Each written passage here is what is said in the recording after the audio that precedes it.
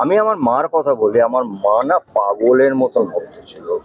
আশাজির সঙ্গে আমার ব্যক্তিগত একটা অসম্ভব ভালো সম্পর্ক ছিল এবং আমার পরিচালনায় একটি ছবি করেছিলাম আমি, পুরুষোত্তম, যেখানে পার্টি বর্মন মিউজিক করেছিলেন। আশাজি প্রচুর গান আমাদের বাংলায় গেয়েছেন, সেটা ছোটবেলার থেকে শুনেছি।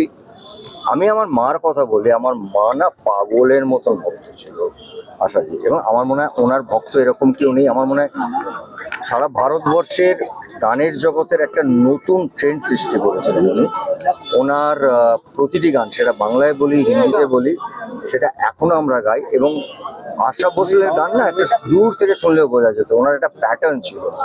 এবং আশাজির মতন একজন শিল্পী, একজন মানুষ, আমি ওনাকে ব্যক্তিগতভাবে চিনতাম, কারণ আমার ছবিতে, পরিচালনার ছবিতে উনি গান গাইতে এসেছিলেন। ওটা আমার কাছে একটা স্বপ্নের মতন, ওই স্বপ্নের দিনগুলো মনে করছি। এবং আমি মনে করি আশা ভোসলের যা গান আছে আর সব ভাষায়, সেটা আজীবন থেকে যাবে। এটা এক যুগের অবসান তো বলা যায়।